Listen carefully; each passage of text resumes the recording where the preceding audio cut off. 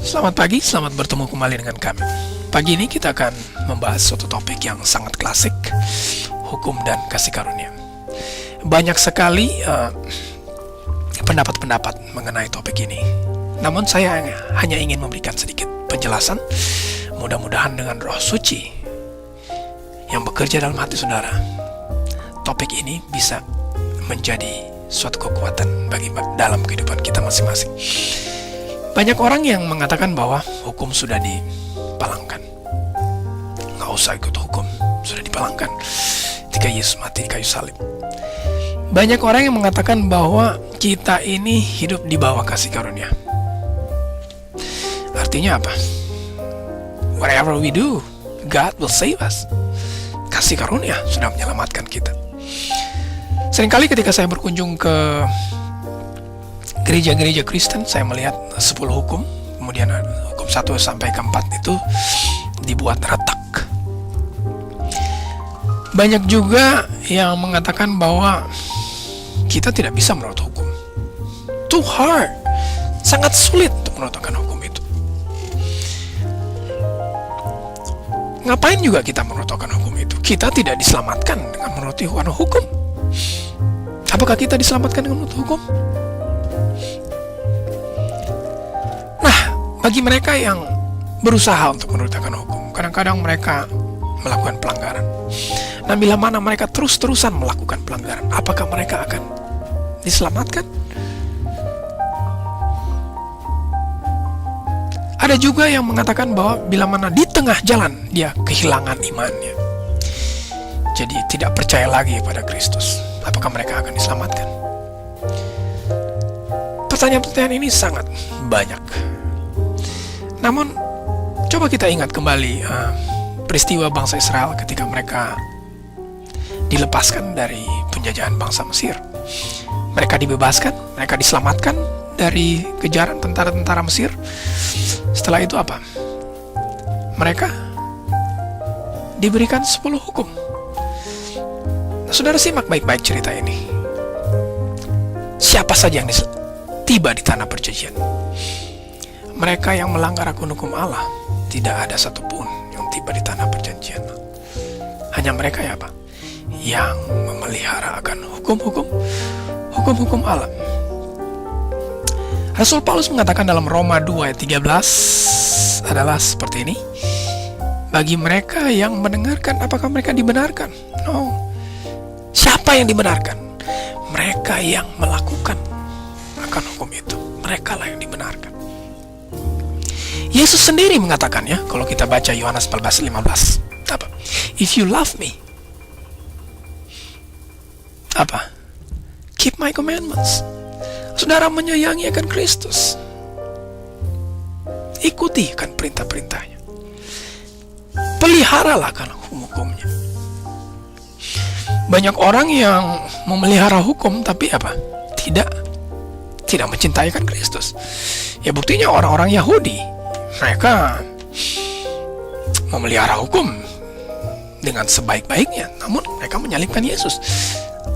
Banyak orang juga yang sebaliknya, mereka mencintai Yesus, tetapi apa?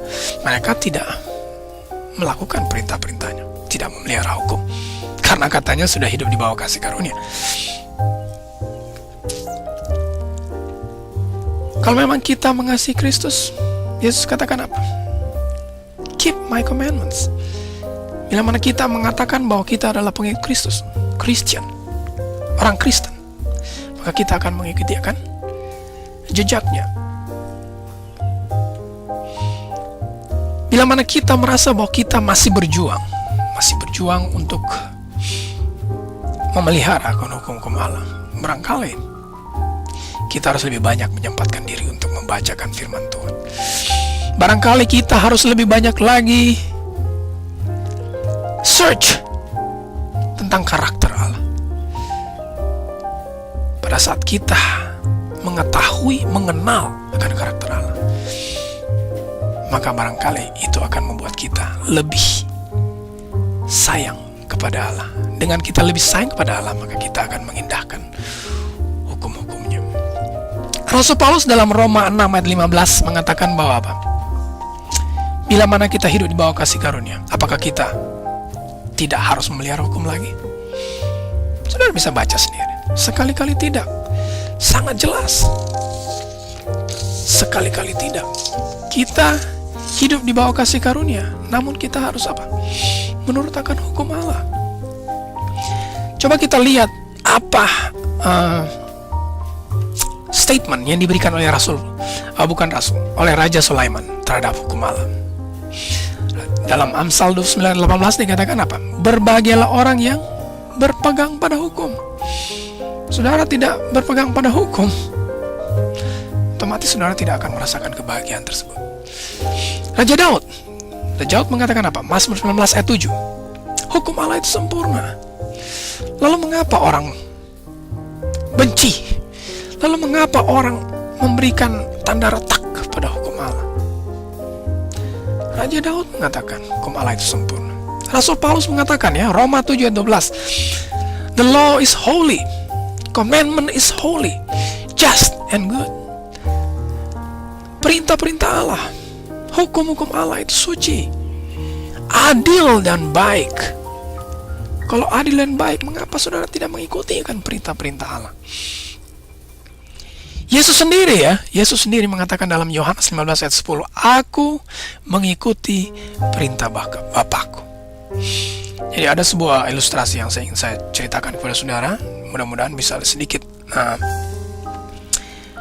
memperjelas akan fokus kita pada pagi hari ini. Jadi ketika saya membawa kendaraan, saya melewati polisi yang ada di depan saya. Saya tidak sadar melakukan itu. Namun kemudian polisi menghentikan saya dan mengatakan bahwa saya sudah melewati batas kecepatan yang dipersyaratkan di jalan tersebut.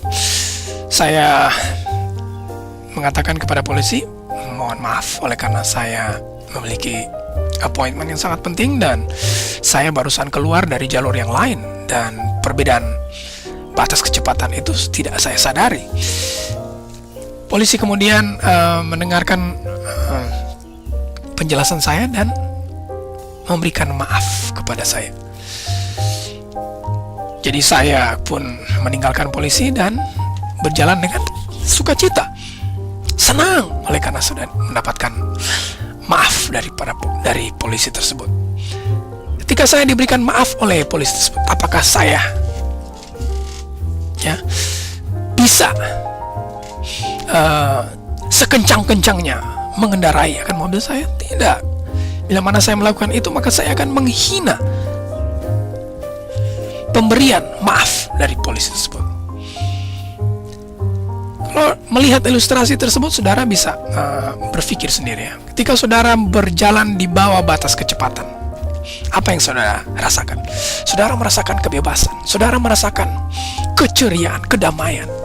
Namun bila mana saudara menginjak pedal gas melewati batas kecepatan, saudara akan was-was. Saudara akan melihat kaca spion yang ada di kiri kanan saudara, atau melihat kaca di depan saudara. Jangan-jangan ada polisi di belakang saudara. Bila mana kita melewati batas kecepatan, maka kita berada di bawah tuntutan hukum. Polisi dapat menuntut saudara. Namun ketika saya mendapatkan maaf dari polisi tersebut, saya berada di dalam kasih karunia. Saya tidak mau menghina akan kasih karunia polisi tersebut.